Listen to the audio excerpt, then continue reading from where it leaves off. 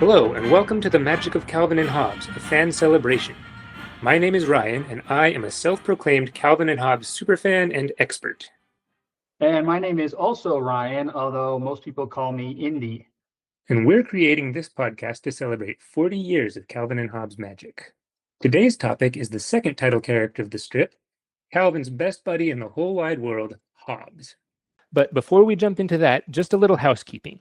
First, we're not affiliated with Bill Watterson or his syndicate, Universal.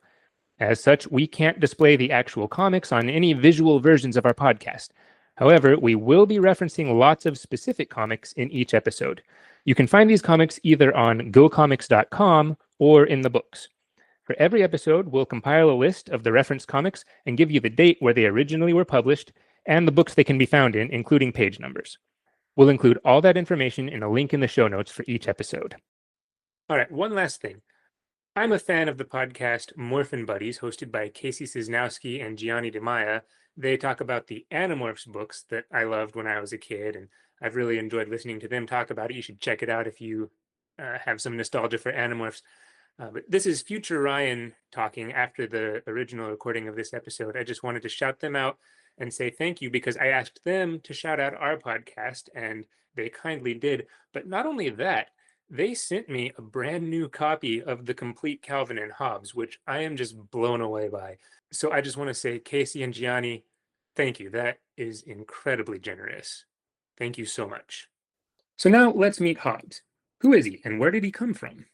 In the very first strip of Calvin and Hobbes, Calvin traps him using a tuna fish sandwich as bait.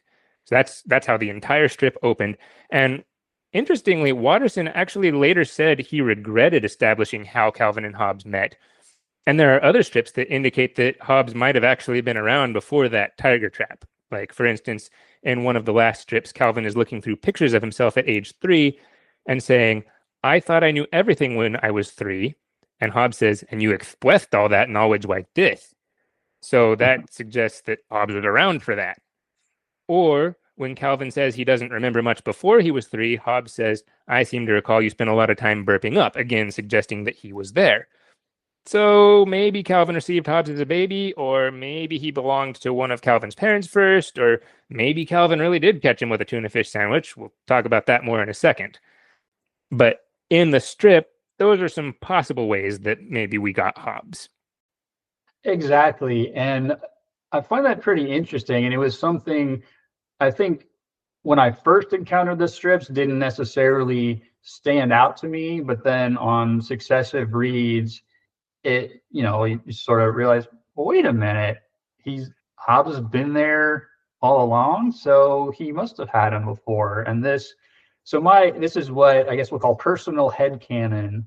I think that Hobbes was around the whole time, and maybe even he was a baby shower gift. Maybe Hobbes was in the family before Calvin was, which would give an added dimension to one time when Calvin and Hobbes are kind of quibbling, and Calvin says, "Oh, Mom always takes your side," and Hobbes says, "That's because she wanted another tiger, not you."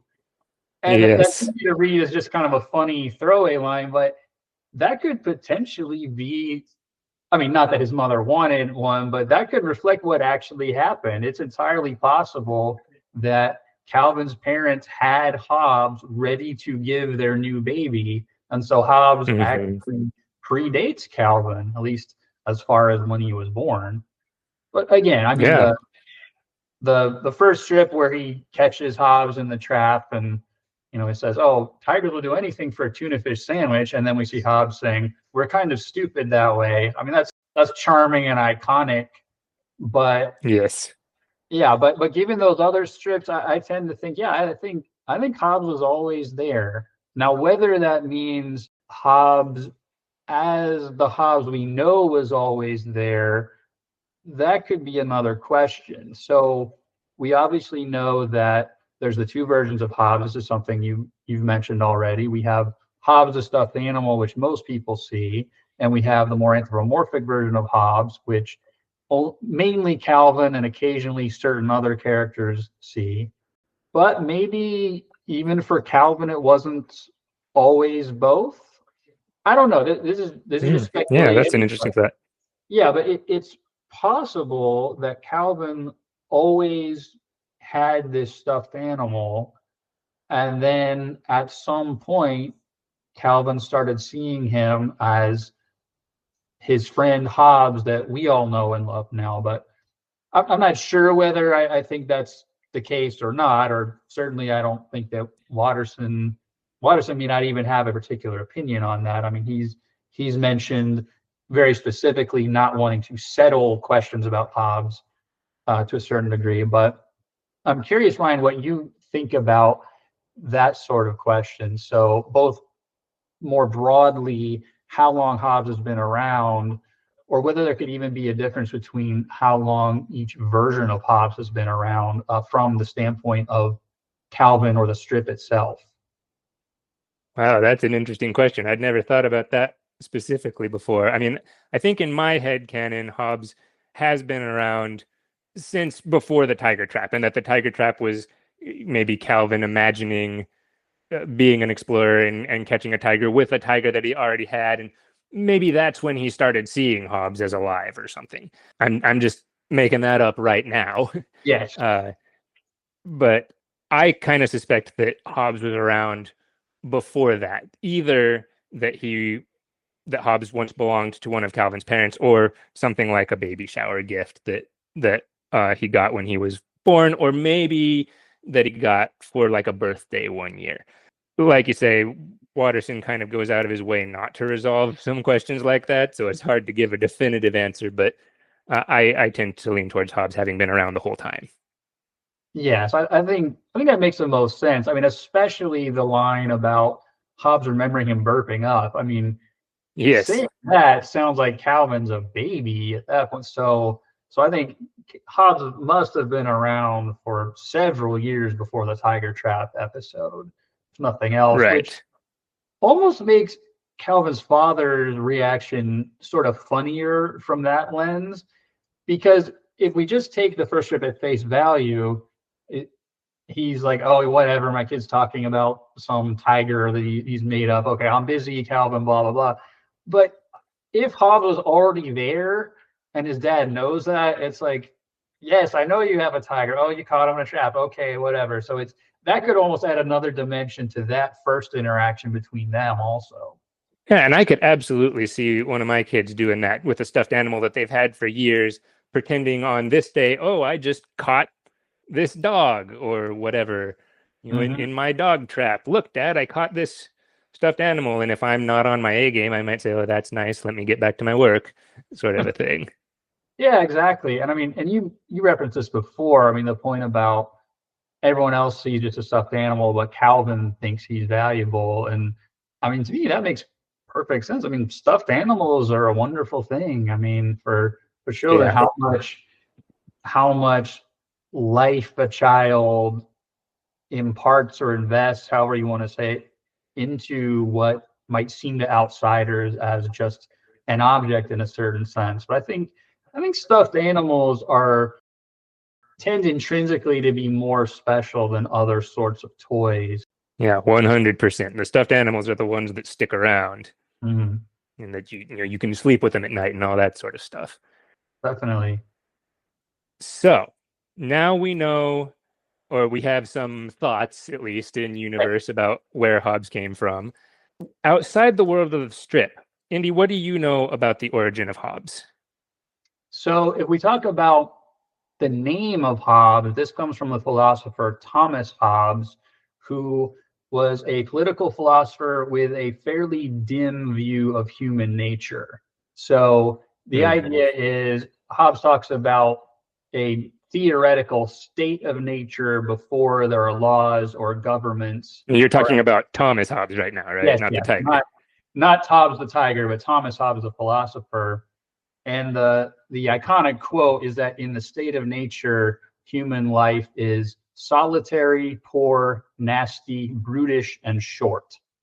So every individual is in a state of war against every other, competing and against each other. And this leads people for their own good and necessity to then come together and form governments and say, well, look, we're all going to give up a little bit of our liberty and have someone above us to end this horrific state of nature. And even though we're giving up a certain amount of freedom in this regard, this helps constrain the natural enmity or at least adversarial nature and competition to which we'd all otherwise be subject.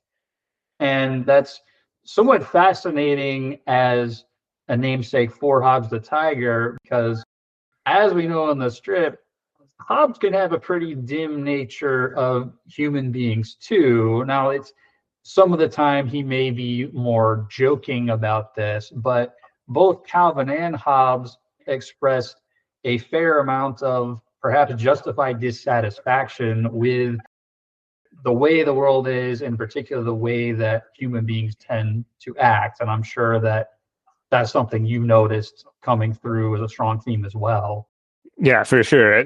I mean, there's the funny things where Calvin says things like, "Why was man put here on Earth?" and Hobbes says, "Tiger food."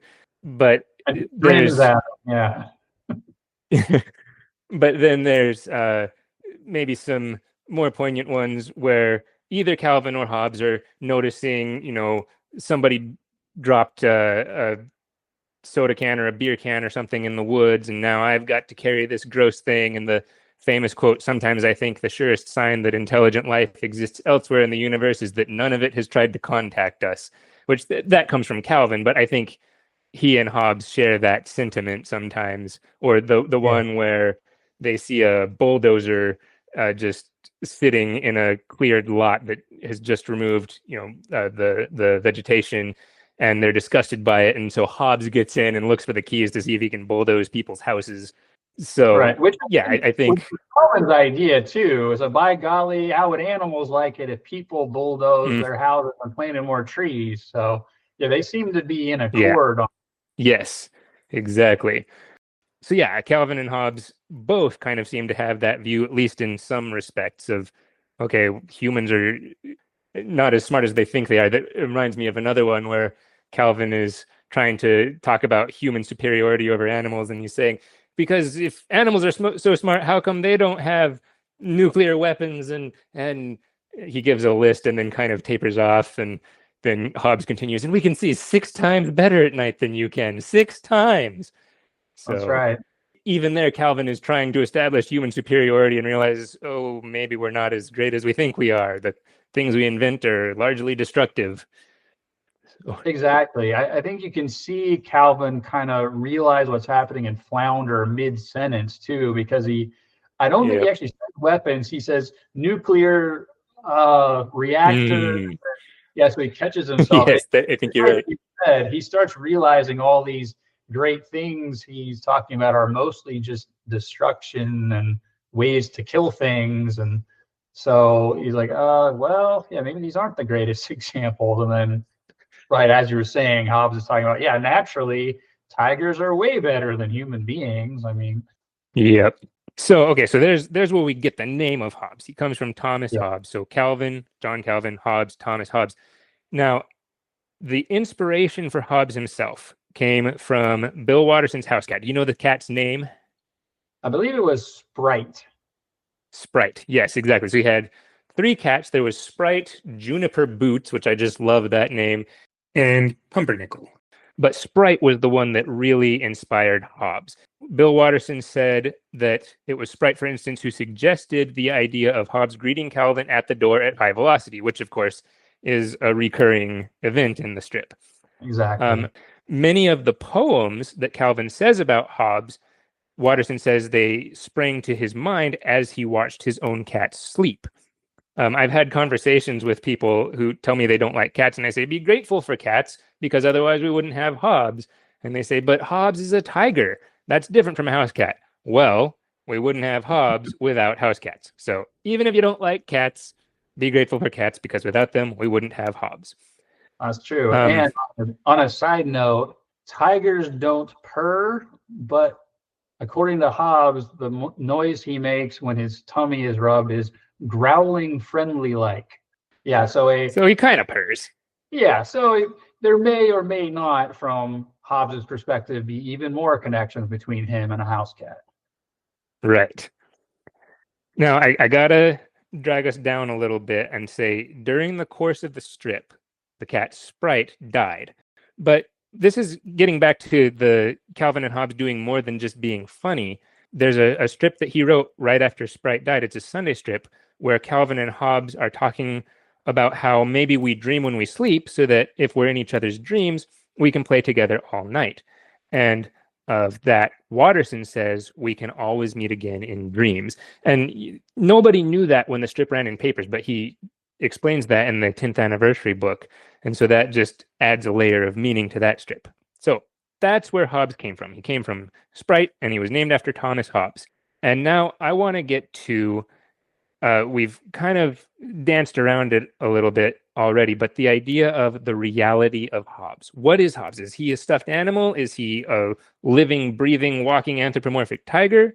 So generally speaking, and we've already touched on this a little, whenever anyone other than Calvin or Hobbes is on screen, Hobbes appears in his stuffed animal form.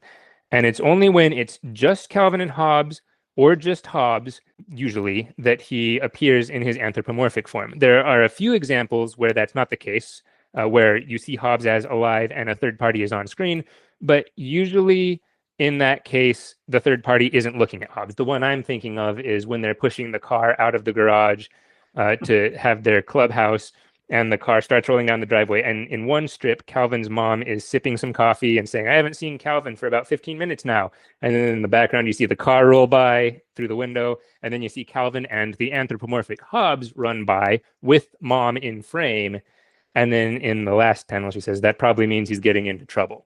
And there's another one like that where Susie is on screen, but not looking at Hobbes. And you see the living version of Hobbes. So, but most of the time, if a third party is on screen, Hobbes is a stuffed animal. So I will say the exceptions to that are when there are other characters that you might think of as having the same kind of reality that Hobbes does. So the anthropomorphic Hobbes does interact with, or does seem to be seen by, certain other types of characters. So like the duplicates of Calvin, the duplicate of just Calvin's side, maybe Galaxoid and Nebular. It seems like, I mean, certainly they're on screen together. It seems like they look at each other. There might be a remark from one of them to Hobbes also. So, things like snow goons, I mean, they don't really talk, but other than saying or whatever. But yeah, so that's but Hobbes throws snowballs at him. Right. So I think that's the one exception, which is also intriguing almost in its own right. Hobbes has this dual reality, but that's also in some sense just a function of what we were talking about before, Calvin's imagination and this dual reality. So there are also other characters who will appear with the anthropomorphic Hobbes. It's just they all have that same kind of shared reality in that sense. Yeah, that's a good point. That if they're part of the same kind of reality Hobbes is, whether that's in Calvin's imagination or whatever you think is really going on, they can see the anthropomorphic Hobbes as well. And on that note, Bill Watterson had a really interesting take on the dual nature of Hobbes that I didn't ever consider until I read the quote for the first time, which is in the 10th anniversary book, so back in 1995. He says, the so-called gimmick of my strip, the two versions of Hobbes, is sometimes misunderstood. I don't think of Hobbes as a doll that miraculously comes to life when Calvin's around. Neither do I think of Hobbes as the product of Calvin's imagination. The nature of Hobbes' reality doesn't interest me, and each story goes out of its way to avoid resolving the issue. Calvin sees Hobbes one way, and everyone else sees Hobbes another way. I show two versions of reality, and each makes complete sense to the participant who sees it. I think that's how life works. None of us sees the world in exactly the same way, and I just draw that literally in the strip. Hobbes is more about the subjective nature of reality than about dolls coming to life. So to me, that suggests that in a way, it's more up to the reader to decide, or as I prefer to do, not decide what is quote unquote real and what is not about Hobbes. Exactly. And I think one thing that's sort of interesting to me upon reflection, because I was like you, I hadn't really thought of that until I heard that quote, sort of the question of Hobbes' reality, or even what Watterson might have said about it, it's almost like, to me, it didn't really come up. Like it didn't occur to me to question it, which maybe is almost what Watterson intended for readers, or hoped. Because until someone brings up the question, oh well, so what's going on with Hobbes? It's like, well, what do you mean? I mean, there's Hobbes. I mean, yeah, he's a stuffed animal, but he's also himself, right? So it's kind of an interesting way of approaching it, where until the question is asked, you almost don't realize that it would need to be asked. I don't know. Schrodinger's tiger. Yeah, and on sort of a similar note, I remember, I think our experiences were a little different on this, but you can talk about your own in a second, obviously. When I first encountered the strip, I mean, I think it was pretty early on. I don't think I saw necessarily from the very first strip right at the beginning, but it was pretty early in the run.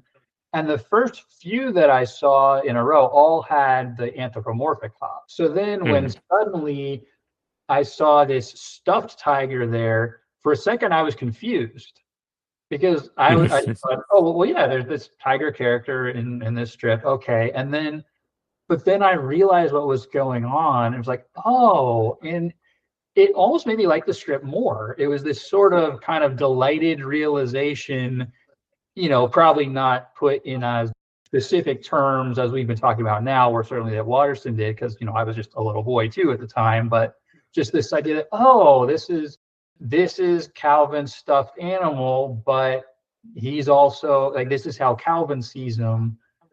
That to me added to the charm of the strip, and I think was one thing that even increased how much I enjoyed it when I first encountered it.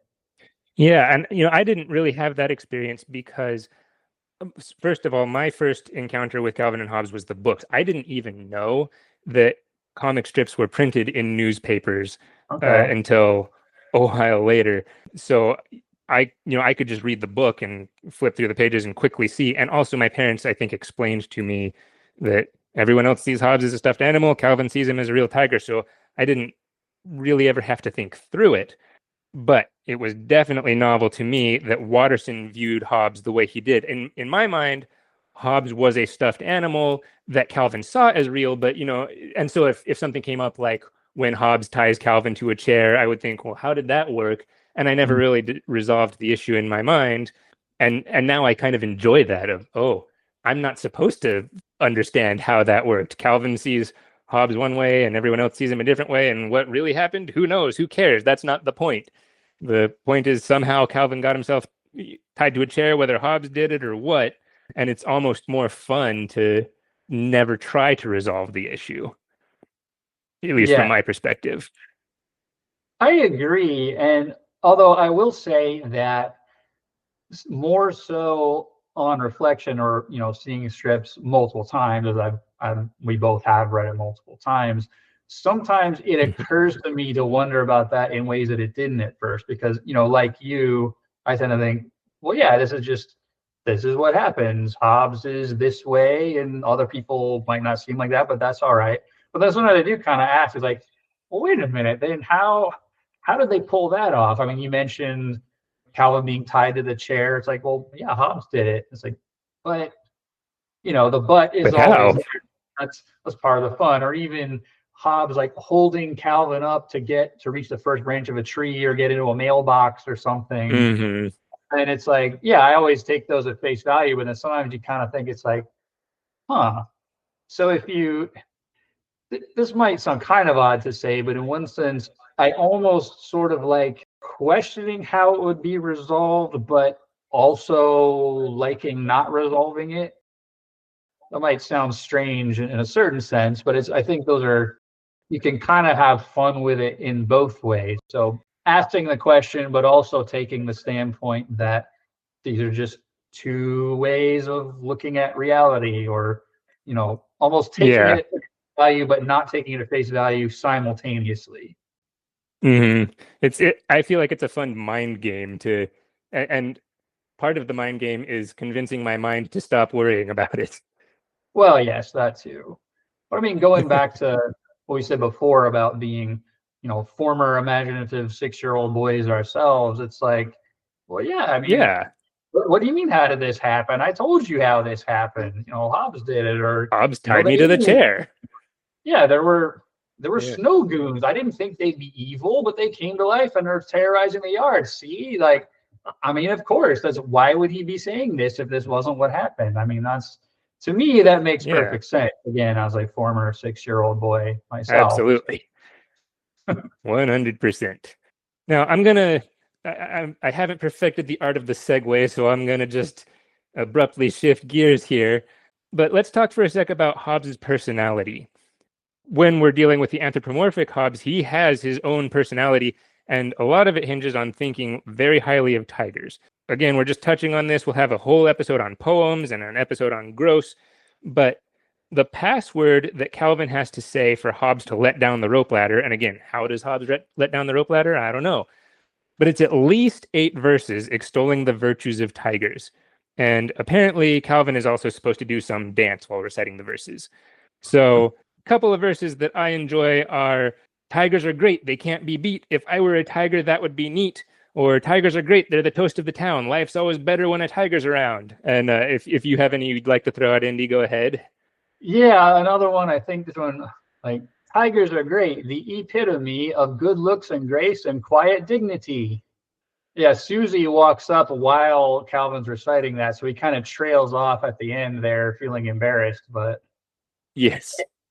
there's also one, I forget the first part, but it's something like, it's like, tigers are something, tigers are fierce, tigers have fangs and claws that pierce. Yes. I'm blanking on the first part of that too. Tigers are mean, maybe? Tigers are mean, tigers are fierce. Tigers have teeth and claws that pierce. Could be. But yeah, I Yeah, definitely something like remember that. the pierce and the fangs and claws that pierce, like that. It also kind of puts me in the mindset of the tiger aphorism that Hobbes breaks out one time to encourage Calvin to do some kind of work or not procrastinate. And he says, "Until you stalk and overrun, you can't devour anyone." That is brilliant. I love that one. Yes, And it I comes up do that also. today sometimes. I'm like, oh, I don't want to blah blah. It's like, no, I need to buckle down. Until you stalk and overrun, you can't devour anyone. So that's, to me, I can find that inspiring even in my own life sometimes. Yeah, it makes me also think of how Hobbes talks about how he prefers his breakfast to be startled and running or something like that. And I think of the one where Hobbes chucks a box of chocolate frosted sugar bombs and Calvin pounces on it and says, "You're right, it does taste better this way." That's right. Yeah, he even Um, like grabs it and kind of shakes it with his teeth, right? yes, yep. And then there's the episode early on where Calvin transmogrifies into a tiger, and Hobbes says, "That's a great idea. The world can always use another tiger." Or when Calvin asks why kids have to grow up to be something, but tigers don't, Hobbes replies, "No room for improvement." Or when Calvin says, "I wish I were a tiger," Hobbes replies, "A common lament." So you can see Hobbes thinks pretty highly of tigers. Exactly. And the ones I always tend to think of are I forget exactly what the context for it, but Hobbes says, while one can hardly take a kid out in public, tigers add panache and savoir-faire to any social occasion. That might have been the invitation to Susie's birthday party because Hobbes gets his invitation Oh, before yeah. Calvin's. That could be the Yeah, I think you're context. right. And then there's Yeah. one where I believe Hobbes is going to like do an art assignment for Calvin that he had to do at school, and they decided to do a tiger. And Yes. Hobbes, the thing about painting a tiger is that it automatically makes your work fine art. Yes. So Hobbes certainly has an opinion of tigers. Yes. He likes them. He's also Calvin's voice of reason, even if Calvin ignores him. A couple of examples that spring to my mind. There's an episode where Calvin is trying to fix the faucet. It's leaking, and he's going to take it apart. And Hobbes says, "Aren't you supposed to turn the water off before you take apart the faucet?" And Calvin says that he can't turn off the water because the faucet leaks. And he says, "Sheesh, where were you when they were passing out brains?" And of course, Calvin then dismantles the faucet, which explodes and sprays water all over the bathroom. As Hobbes says, "I'll get you some paper and carbons for your written apology." I also earlier referenced the one where Calvin wants to push the car out of the garage so they can use it for a gross clubhouse, and Hobbes recommends against it and is overruled. There's in a part of that, Calvin says, "Mom won't care," and Hobbes holds up his tail that's all puffy, and he says, "Every time you say something like that, my tail gets all bushy." And he also says, "In the past, you've been a remarkably poor judge of what your mom cares about." So he's Calvin's voice of reason. Calvin doesn't usually listen to that voice of reason, but it is there. Exactly. Which is also a dynamic we see in the many wagon and sled rides that they encounter. And that's something we'll devote a lot more time to later, but just by way of brief mention, I mean, that serves as a context for a lot of the philosophical musings of the strip. And we often in those situations have Hobbes trying to say something that either pertains more to the matter at hand that Calvin's ignoring, or that does say something fairly insightful of the human condition because of that. But yes, a lot of it is hey, maybe there's a better way to look at this, even though it doesn't phrase it quite like that, obviously. But you're right, he's the oft ignored voice of reason for Calvin. And I feel like maybe kind of related to that, Hobbes likes to tease Calvin. So, for instance, when Calvin says he hates going to school every day and it would be nice not to have to, this is one of my wife's favorite strips. Hobbes just leans in and gives Calvin this big grin, forehead to forehead, and then he dances off. And Calvin says, "Yeah, just gloat about it, why don't you?" Oh yeah, so he teases Calvin in that way. Hobbes' pose as he dances off just always makes me laugh. Sometimes it's yes, like the definition of frolicking. Like if you needed an example of what frolicking looked like, that would be it. So that's the perfect word for it. Yeah. And then there's another one I love, a story arc where Calvin is receiving anonymous letters from someone insulting him every day. But the first one is sent in code. And so Calvin thinks this is so cool. In fact, he says, "This is so cool, I have to go to the bathroom." But in the first one that's encoded, he decodes it eventually to find that it says, "You look like a baboon and you smell like one too," which, by the way, spoiler alert, turns out it's Hobbes sending these all along. But before we know that, Calvin says, "Who's sending these?" And Hobbes says, "A reckless exaggerator. You don't look like a baboon." And I just love the implied insult there. Exactly, which is not the first time too, because after Calvin gets stuck after transmogrifying himself into an owl, Hobbes says, "Well, look on the bright side. There are good things." And one of the positive things is he says, "Well, I didn't really know how to say this before, but little boys don't smell so good." So yes, it is a common theme from Hobbes. He's not just trotting out the insult in that one particular instance. yeah, he has opinions about how Calvin smells, in addition to opinions about how great tigers are. Yes. But Hobbes doesn't seem to have the same problem with girls. He likes Susie. And I think this, again, kind of relates to Calvin's voice of reason, as we'll see. But when they're having a water fight, for instance, Calvin and Hobbes are having a water fight, and then Susie asks if she can play. And Calvin says, "Hobbes is on my team then."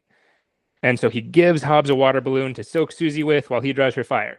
Now, this is one of those subjective reality things. Hobbes gives the water balloon to Susie, so to speak, and we see that as stuffed Hobbes holding a water balloon and Susie takes it. But we're given to understand that from Calvin's perspective, it would be Hobbes willingly handing it over. What a traitor. What a traitor. And so then Susie uses that balloon to soak Calvin. And when Calvin confronts Hobbes about this, Hobbes says, "I'd do it again in a minute. Susie likes my jams." Yes. So, and in another story, Hobbes gets captured by Susie after Calvin and Hobbes take her doll, Binky Betsy. And he claims that while he was in her house, "I almost told her our code when she rubbed my tummy." And Calvin says, "Good gravy, whose side are you on?" So I love the Calvin and Susie dynamic, or excuse me, the Hobbes and Susie dynamic. Oh, exactly. I mean, so yeah, Hobbes is part of Gross, which obviously we'll talk about in more depth later, but he clearly doesn't really have the at least expressed animosity toward the girls that Calvin does. I mean, Right. a lot of the humor of those strips is Hobbes sort of explicitly saying positive things about girls, which is not okay when you're in the get rid of slimy girls club. But Right. it seems like both Hobbes and the duplicate of only Calvin's good side both really like Susie, actually, which is very Yep. interesting, especially since the original dynamic between Susie and Calvin, yes, they've always kind of been at odds, and Calvin goes out of his way to torment her. But early on in the strip, we get hints that he actually likes her. So when you take that, especially in conjunction with even later, his good side likes her and Hobbes likes her, it's sort of like, well, yeah, Hobbes, she's the girl. Calvin, it's like, she's a girl, she's the enemy. But it seems like there's part of him that actually really does like Susie, too. Yeah, I mean, even there are some explicit ones early on. There's one where he gives her a Valentine that says, "Susie, I hate you, drop dead, Calvin," and he gives her some Dead dead flowers, flowers with it. Yes. And then she throws a snowball at him and says, "That's for giving me dead flowers and a hate mail Valentine." And then as she's walking off, which this suggests she likes him too, Mm. she says, "A Valentine and flowers, he likes me." And Calvin is thinking to himself, "She noticed, she likes me." And there's another one where they're trading insults. I can't remember the specific insults at the moment, but then Calvin turns to the camera and says, "It's shameless the way we flirt." Yes. So there's explicitly something there. Yeah, especially early on. Now, obviously, as the strip went on, it leaned more into just the antagonizing her and Calvin, at least from what he said most of the time. Like, oh no, of course I can't stand girls in general, or especially Susie Durkins. But yeah, you really get the picture that there may be kind of an underlying crush there, even Yeah. though for most of the interaction it's him just trying to annoy her. I Yeah, think, I kind of yeah, I, go I ahead. get the boy pulling on the girl's pigtails vibes of he doesn't know how to express what he's feeling appropriately, so he does it in an obnoxious way that annoys her. But it's even the antagonism is in some ways him trying to get Susie's attention. Hmm. We've kind of gotten off on a tangent here a little bit, though. We were talking about Hobbes, so let's Oh bring yeah, it back I to remember that. Hobbes. Yeah, Hobbes. That guy, yeah, he's part of the comic. So the last thing that I want to bring up about Hobbes is there's all these things. He teases Calvin, he's his voice of reason, but he's also Calvin's best friend. And maybe that should be obvious, but it's an important point because they do all this fighting and Hobbes pounces and everything, but at the end of the day, they're best friends. And Hobbes is there to cheer Calvin up. Like when Mo steals Calvin's toy truck at school, Calvin says to Hobbes, sometimes the world seems like a pretty mean place. And Hobbes says, "That's why animals are so soft and huggy." And in the last panel, Calvin is hugging Hobbes and says, "Yeah." Or in another strip, Calvin is shown without words having a bad day at school in several ways, just lots of different things going wrong, getting soaked in the rain on the way home and everything. And when Hobbes pounces, as Calvin walks in, he's clutching Hobbes, and his mom says, "Good day." And Calvin says, "Getting better." Or finally, when Calvin is having trouble sleeping, he's able to calm down when he watches Hobbes sleeping and he observes things are never quite as scary when you've got a best friend. Hmm. So, for all the fighting they do, Calvin and Hobbes are best friends. Right, and unquestionably so too. I mean, there's two things that really brings to mind. I think the reference you made to the strip where Calvin has a horrible day, but then it gets better when Hobbes pounces on him. I think it stands out a lot, especially because in a lot of the strips, Calvin doesn't like getting pounced on. So Hmm. most of the time, it's this annoying thing, at least to Calvin, it's very endearing to the readers, but annoying thing that Hobbes does, and like, oh no, and he tries to figure out ways to avoid it. But in a strip like this, where it's like, oh no, Hobbes pounced on me, but it's actually good because Hobbes does it because he's happy to see him, and then he's hugging him there in the rain. It's like, oh yeah, this actually is an expression of of affection and their good relationship, even though most of the time it's something that Calvin finds onerous. You also see a couple other examples of this where after Hobbes pounces on Calvin several days in a row, much to Calvin's annoyance, then when it doesn't happen and Calvin just keeps going, I'm home, I'm home, I'm home. Hmm. Well, Hobbes, so you're home. So you see, You're just sitting there reading a comic book. yeah. So Calvin, even though he expressly doesn't like this, he also misses it when it doesn't happen sometimes. And in that instance you mentioned, that's a good thing. That's when his day starts to turn around that Hobbes does this. So I think that's Yeah. a really excellent illustration of their friendship. The and on a similar note, it's like when I said they're unquestionably best friends, what I meant by that was as much as they fight, which they do a lot, and even several times say, "Oh, you and I are through, and I never want to see you," or whatever. Like that never lasts. I mean, insofar as it might be meant at all in the first place, which is questionable. I mean, really, they both know at the end of the day, well, of course, they're inseparable best friends forever.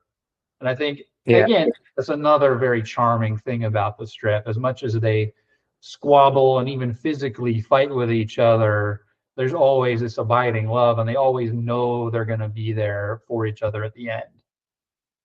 And I think that's another one of the things about the strip that's actually very accurate to reality.